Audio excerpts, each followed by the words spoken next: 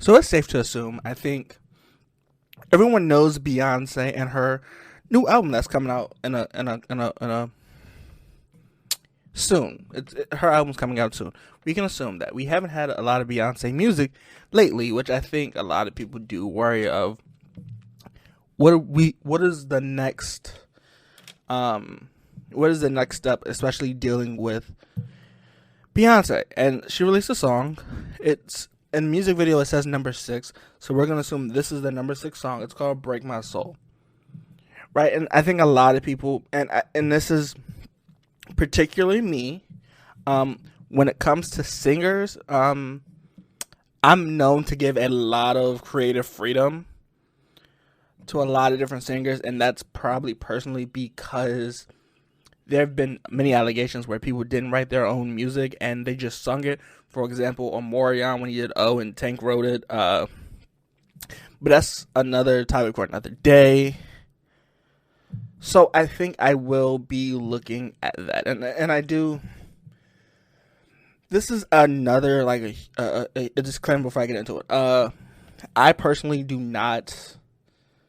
I understand the idea of celebrities being idols and that idea of, people being idols and people you look up to. However, realistically, sometimes you can't always be, celebrities aren't always idols because you never know what they're dealing with behind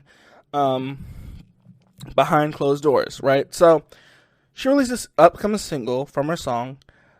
It's called Break My Soul, and we're going to talk about, does this Beyonce sound, how does this album sound, how does this song sound from Beyonce? Real quick, let's see if we have any sponsors and we'll get right into it. This episode is brought to you by Snapple. Welcome to the Snapple Market Auditory Experience. Close your eyes. Imagine you're walking into your neighborhood store. You make your way to the back and reach for your favorite Snapple flavor. You can't wait. You take a sip. Whoa, that's a lot of flavor. What flavor are you holding? Now open your eyes and check out Snapple.com to find ridiculously flavorful Snapple near you. Okay, so "Break My Soul" is a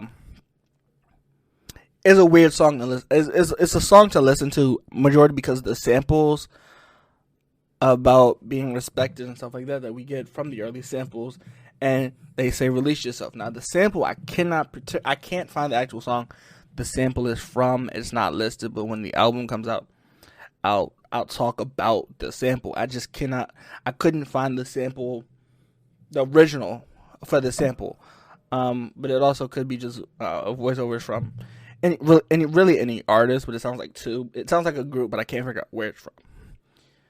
Secondly, as I said in the disclaimer at the beginning, I do end up giving a lot of singers, R&B singers, a lot of singers creative freedom, and I do like to correct myself. So I'm gonna correct myself and say this now.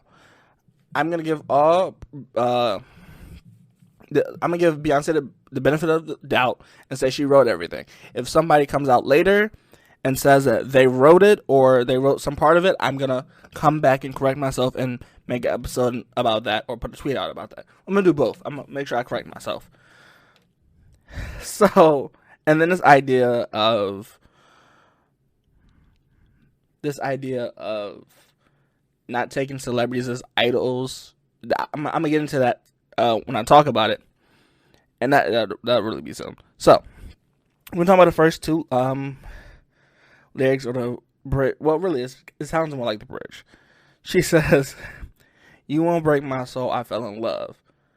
And I think that's the understanding of, even if I'm in love, we still have to set some boundaries of this relationship.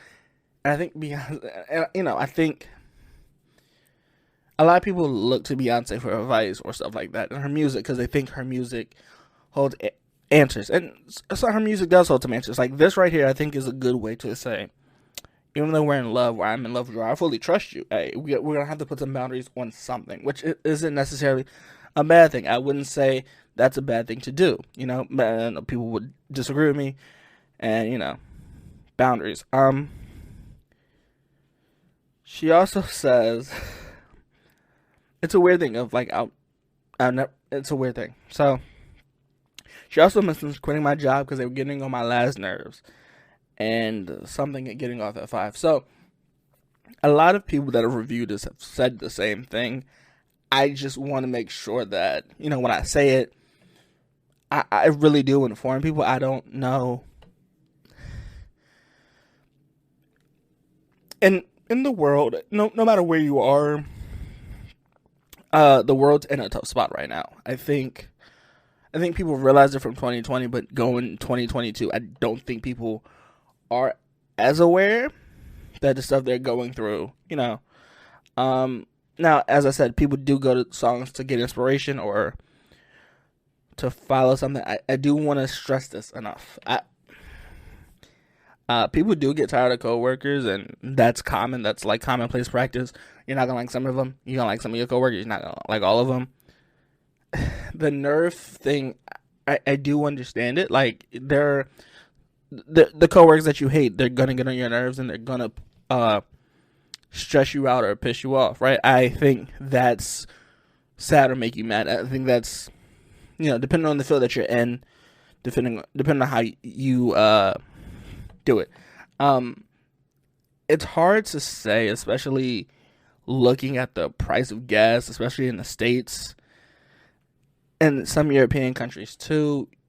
You kind of do see the price of gas going up, no matter if it's the euro or the dollar.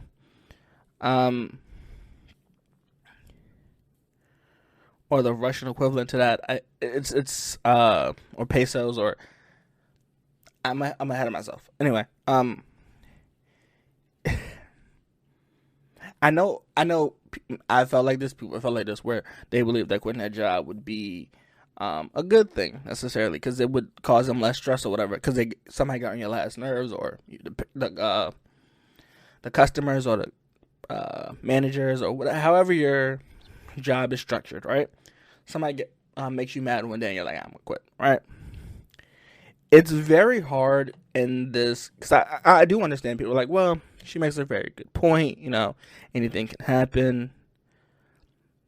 But with the way that stuff is going up and everyone's looking for certain things, if you're able to keep a stable income or something coming in, I wouldn't just quit it because somebody gets on your nerves. I know people might feel that way and be like, well, it'll ease the pain, it'll be less stressful or whatever. But I think, and I know, there are other companies that will pay tons of money, and I think that's an idea. But I always, my whole motto is never chase the money, because it's where I just wouldn't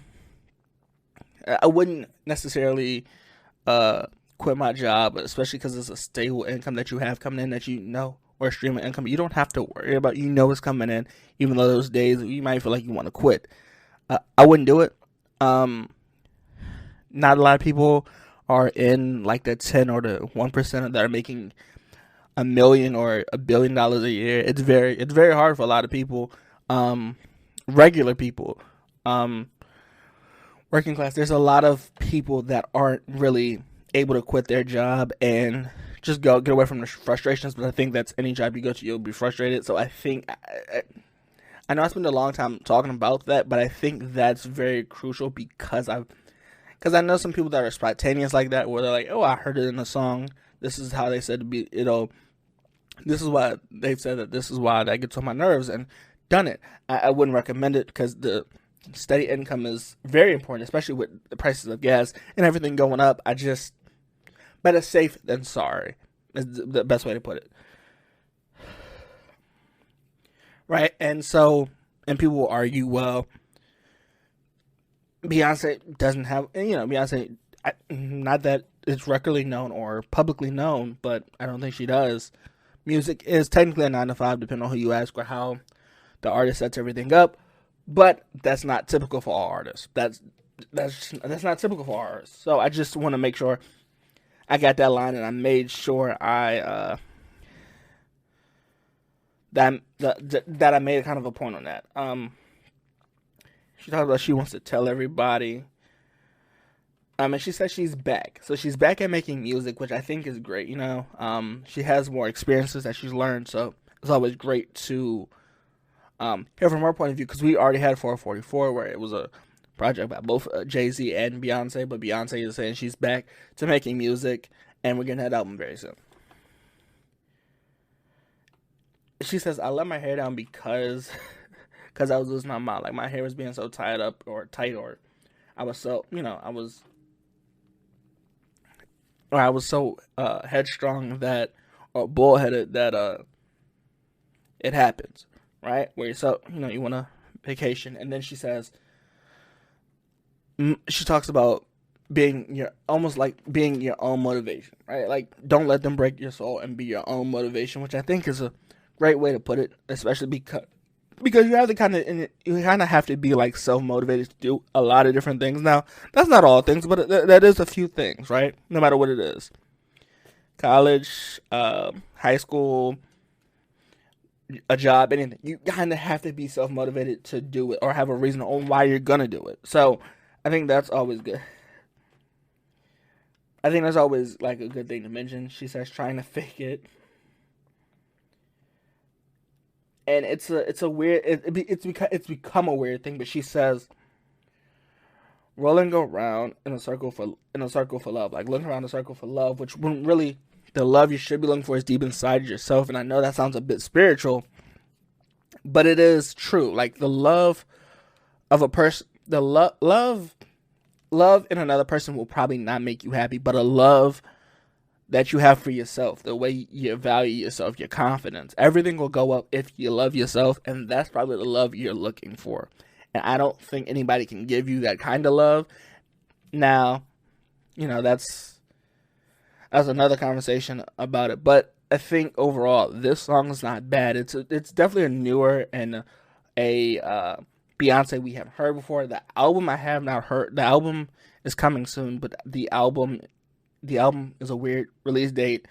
But the song Break My Soul, I do kind of like the song a lot better than I would like any other Beyonce song or album. So I don't know what to rate it, but it is a good song.